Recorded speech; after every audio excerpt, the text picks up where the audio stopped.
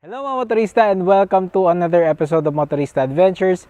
For this video, i-compare natin ang ating Toyota Innova E in comparison to the Innova Zenix na base model. So itong dalawang to is quite different, no? Kasi si Innova Zenix is a more high-end variant na, and then ito is more of their mid to base model na lineup.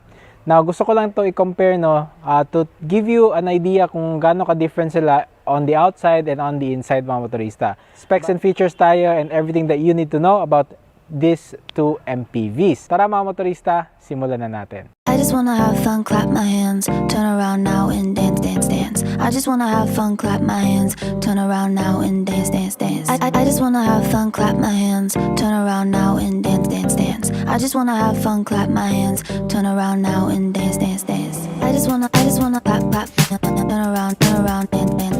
I just wanna clap, clap, turn around, dance, dance, dance. I just wanna clap, clap, turn around, dance, dance. I just wanna clap, clap.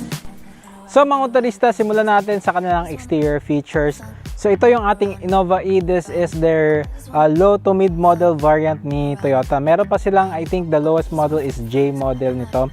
So Toyota still selling every lineup, no, for the Innova. But again, the E model is ito yung pinaka best seller nila dito sa Toyota Cagayan de Oro, na ayun, yung parang high volume seller nila in terms of MPVs.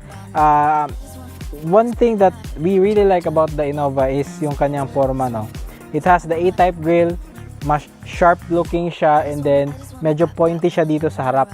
Although yung kanyang headlights is halogen lang, pero meron tayong mga black dito sa kanyang ilalim na part, no, sa kanyang headlight.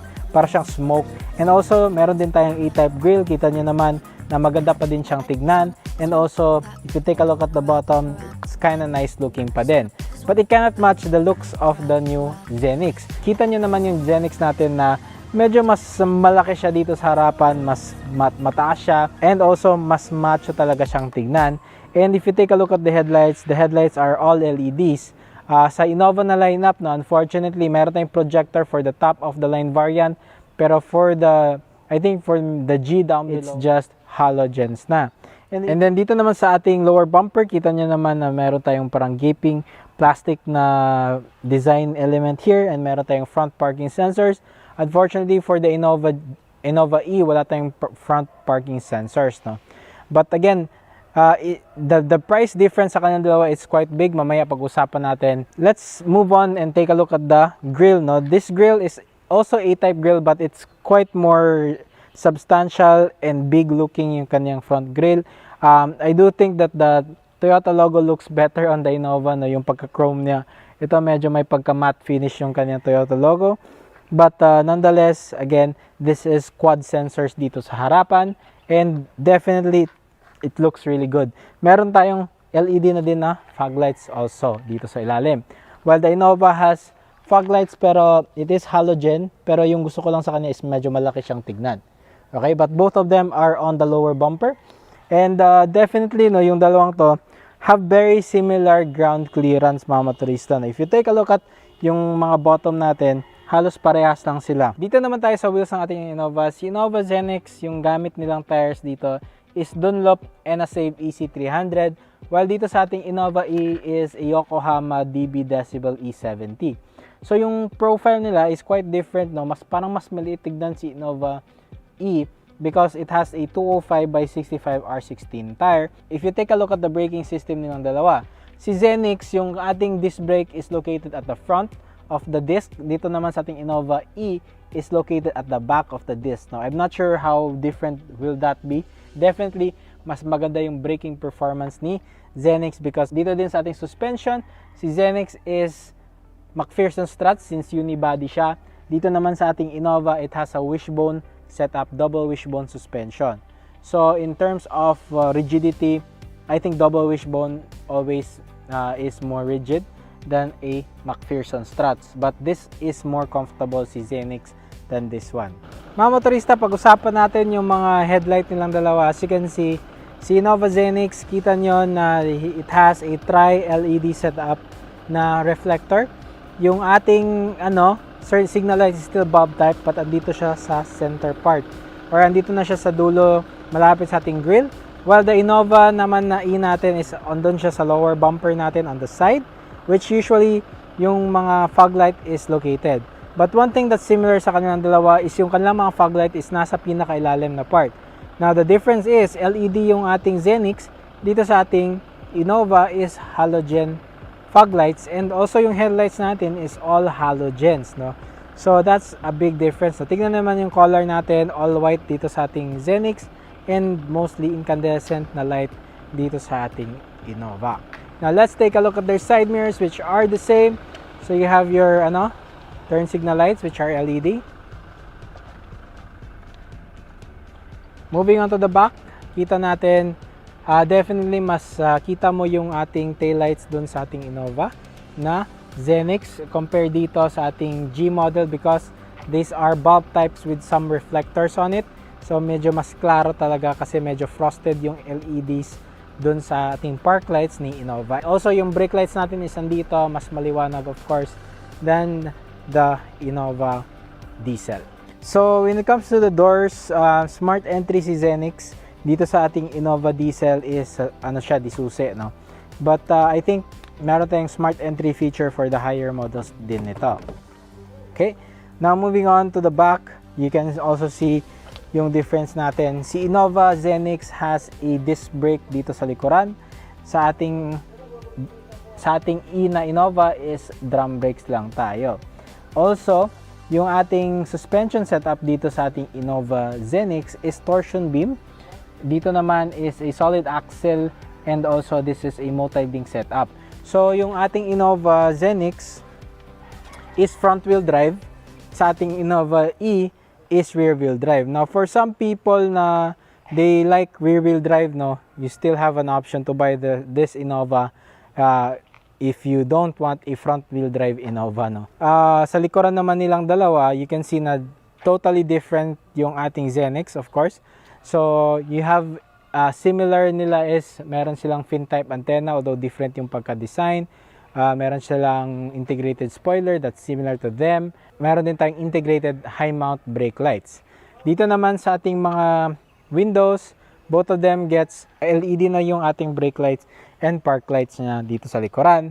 One thing lang na you have to know is that bulb type pa din yung turn signal lights and reverse light natin. So mas simpler yung design dito sa ating Innova E than the Innova Zenix. Now, moving on to the Zenix, meron tayong chrome finish here, rear wipers like the Innova diesel. Meron din tayong reverse camera also. Sa ating Innova E, I think that's only an option for the E model.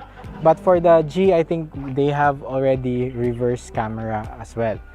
Dito naman sa ilalim na part, meron tayong quad sensors. Meron tayong reflectors pa din. Ayan. So tignan natin yung ilalim ng ating Zenix. Ayan yung spare tire natin. Okay, yan yung suspension din natin dito sa ating E model na Innova. Yan, so rear wheel drive, same suspension setup as the Fortuner. So ngayon naman, buksan natin yung tailgate ni Innova E. Yan, so hindi siya powered tailgate. Dito naman sa ating Zenix. So power tailgate si Zenix. It does take a while, no, to open basta power tailgate. Unlike sa manual tailgate, mabilis lang. But you have control kasi dito sa likuran, sa harap, no. Dito you have to open it, no, at the back talaga. So nakatanggal lang yung mga natin. Ito yung lalagyan ng tools natin sa ating Zenix. So ito yung space niya dito sa likuran. So decent amount of space naman din dito sa ating Zenix. Mas lower yung load floor natin since unibody construction siya. Mas lower siya than the diesel Innova. Yan, meron pa tayong dito, extra cargo space dito sa ilalim ng tray. Dito naman sa natin, diesel, very similar yung space nila, although I cannot think na medyo mas maliit siya yung space dito sa likuran. And wala tayong underfloor storage like the Zenix. Right. So another different thing dito sa ating Innova is that these seats fold on the side, unlike the Zenix that folds forward. So tignan natin.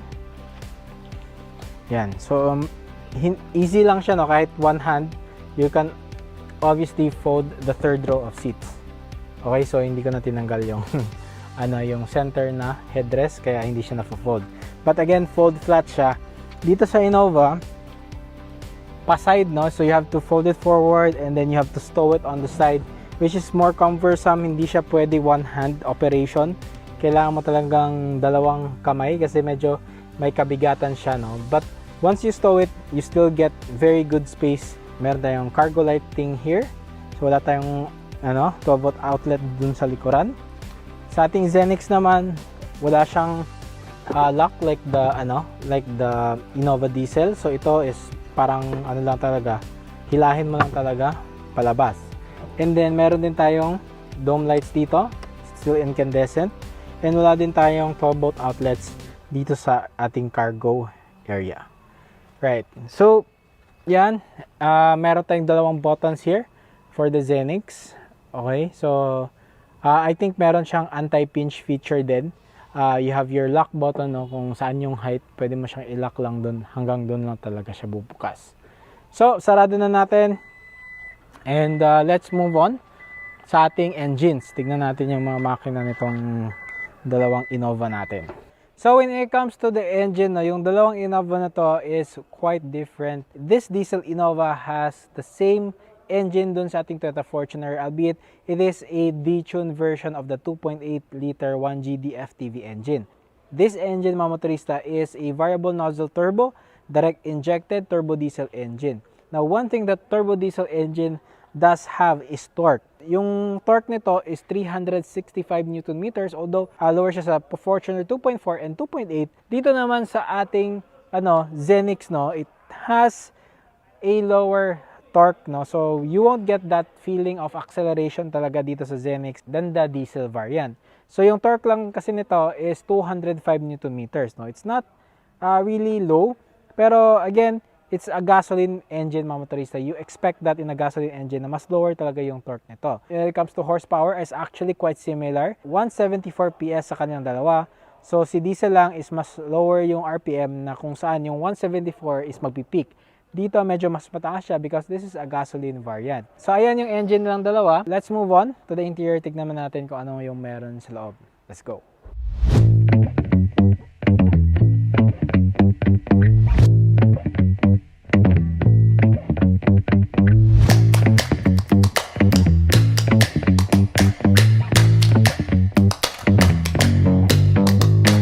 So mga motorista, we are inside the Toyota Innova Diesel, and it's quite nice to be inside this Innova, especially na kita nyo yung dash natin is although very complicated siya, maraming creases, maraming mga angles, and obviously material quality is not as good as the Zenix, pero definitely it's very livable dito. Maganda naman yung design.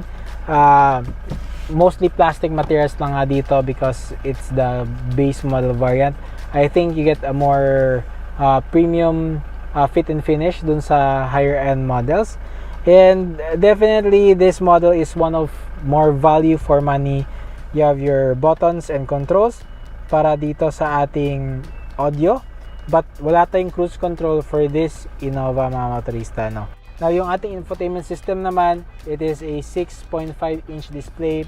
Quite small in this day and age, but it has wired CarPlay and a wired Android Auto, which is decent na din. Meron din siyang aux-in, and dito mo siya i-connect directly sa ating head unit. Now, you still get a digital clock dito sa taas and hazard button natin. Manual aircon controls lang tayo for the E model. You have traction control na for this model, and you have power mode and eco mode. Rear defogger na button. Yung mga defogger for the vents natin is andito na sa ating knobs.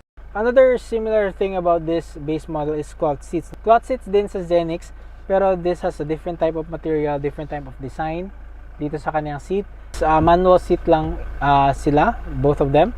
Dump yung ating compartment. So when it comes to the airbag count, meron tayong 3 airbags dito sa ating Innova Diesel. Meron din tayong armrest, pero hindi siya yung armrest na leather. Standard armrest lang. And parang old school pa nga yung kanyang forma dito. You have your cable type handbrake, 6-speed automatic transmission. Okay? Meron siyang manual mode, wala tayong paddle shifters of course. Lahat ng mga switches dito is manual yung kanyang operation. Meron tayong sunglass holder dito mga motorista, and also meron tayong mga dome lights na mga incandescent na day and night rear view mirror manual. Meron tayong vanity mirror for the driver and also vanity mirror for the passenger sunshade.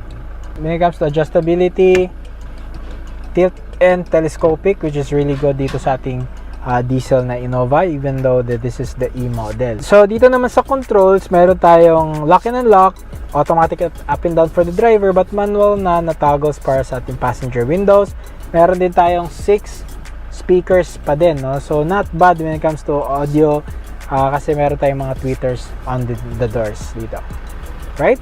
So ayan yung ating Innova dito sa ating driver side. Now let's move on to the Zenix. Tingnan naman natin kung gaano siya ka-different. So definitely no, once you start the engine dito sa Zenix natin, medyo maingay siya because nagki-kick in yung kanyang pagka-direct injection. Pero magka-quiet naman yan. Ayan, nag-quiet na siya just after a few seconds, no. So hindi siya ganun katagal na medyo parang maingay yung makina. So ngayon sobrang tahimik na niya. So again, hinaan ko muna yung ating audio. Ayan, ito. Alright, so one big difference dito sa ating Innova is the noise vibration talaga. Talagang tahimik siya than diesel engine, and also wala siyang masyadong vibration. And of course, since this is the Zenix, medyo high-end na din to kaysa ating E-model of course. This new Zenix natin has a completely different interior sa ating mga Innovas na diesel. And of course, fit and finish here is very good. So medyo mas maganda yung fit and finish nito kaysa ating Innova E. So number 1 dyan is electronic parking brake na siya with auto hold. Meron tayong eco mode and meron tayong normal drive mode as well. So pag hindi siya naka-eco, normal drive mode siya, wala siyang power mode. You get cruise control, meron tayong audio controls, meron tayong screen dito sa harap natin na full color TFT.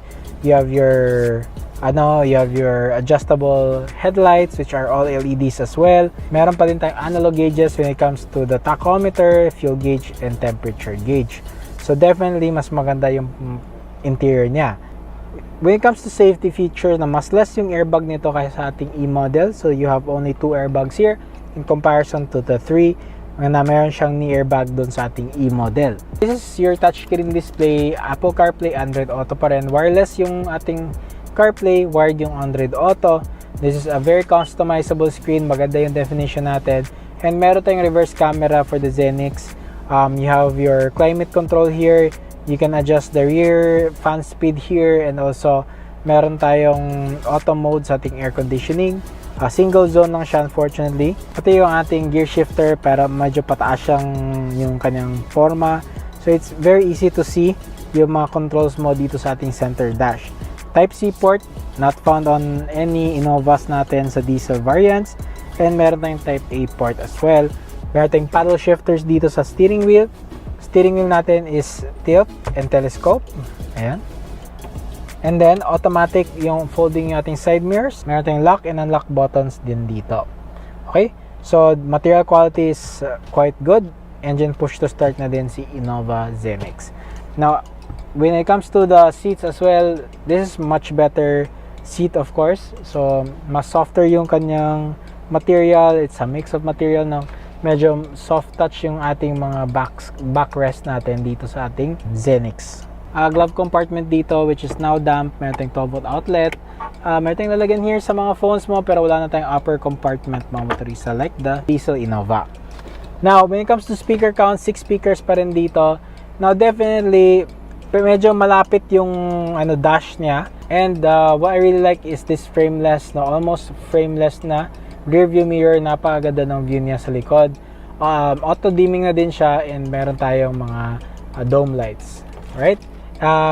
Meron din tayong ilaw sa ating mga vanity mirror sa sunshade. Dito din sa kabila meron din tayo. Yung Zenix natin is electronic power steering wheel na siya, so napakagaan niya in stationary, diba? So you can easily turn the steering wheel. Okay, but definitely space is quite similar for them. Both of them are MPVs, both of them are 7-seater sa top of the line ni Innova Diesel, pero sa E-model lamang yon kasi 8-seater, pwede 8-seater si Innova diesel. Dito 7-seaters lang talaga. And ngayon naman, let's move on to the back of the Zenix. Let's take a look at the rear seats. So definitely mga motorista, na once you're here sa ating Zenix dito sa second row, maluwag talaga siya. Flat yung load floor natin. You get tons of space dito. You have your cup holders here. You have your captain seats, no? Dalawa lang yung pwedeng umupo talaga dito. Meron tayong Isofix anchor points for the seats.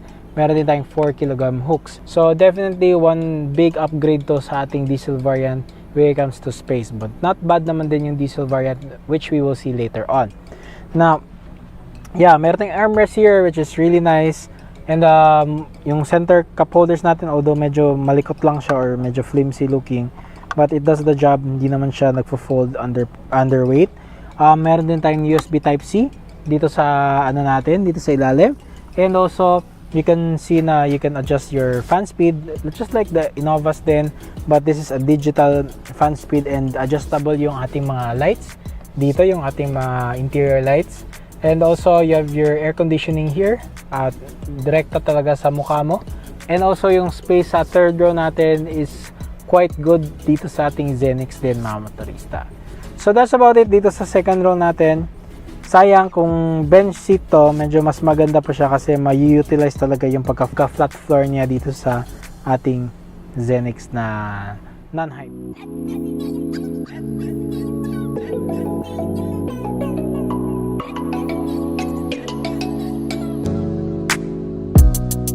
So, pasok tayo dito sa ating Innova mga motorista na diesel. It's quite spacious pa din dito, no? Dito sa ating Innova. But you kind of sit taller than the Zenix natin.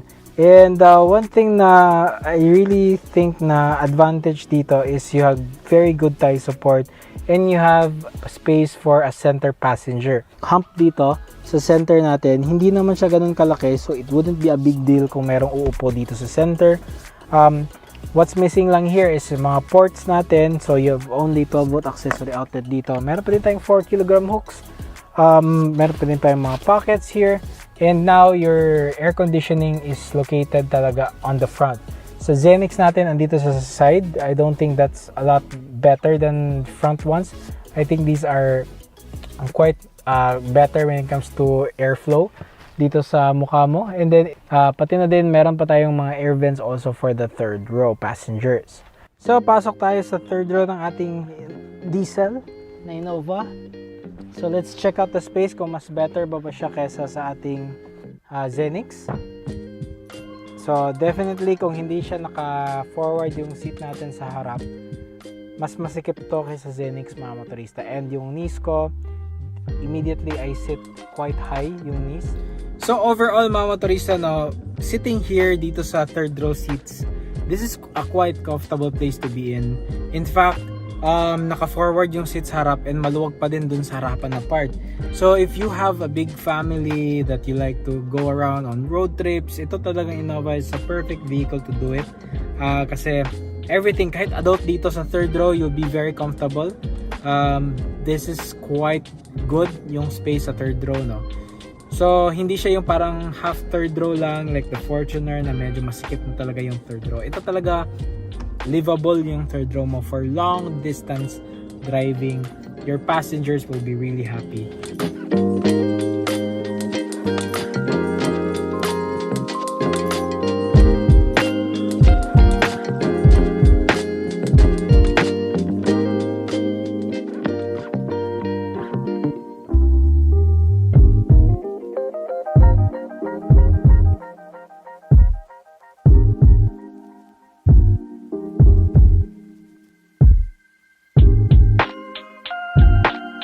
So when it comes to pricing, of course, si Zenix natin is more expensive than this E model. But there is a G model from this one, more closely yung kanilang price dito sa ating Innova Zenix. So what do you think, no? I think na if you're just going for the Innova for the G variant, I think you should choose already the Zenix model. It has more tech than the current Innova natin na G. And also, again, it's future-proof na yung kanyang design. Look at that. Mas maluwag pa sa likod sa second row and third row. Not bad naman tong diesel variant natin. But again, in terms of material quality, overall fit and finish, mas maganda talaga si Zenix. Dito naman sa ating Innova, E model, it is quite a good value for money pa din. You have that strong diesel engine. Now let's talk about the price now. Si Innova Zenix is priced at 1,685,000 for this pearl white color. Ito naman is, since this is the base model, it is priced at lower at 1,375,000, which is a lot more affordable than this non-hybrid Zenix. But if you're talking about the G model for this one, I think this is a better value, of course, than the G Innova. One advantage again is the engine. It has a better torque figure. Ito naman, you have lesser torque figure. But in terms of the looks, definitely Zenix talaga mas magandang tignan. And you get LED headlights na, no? I think for the G model, you still get halogen everything. Do you like the looks of this better than this Innova E natin? Right? So ayan mga motorista, maraming salamat. Once again, this is Adrian. You are watching Motorista Adventures and I'll see you on the next episode.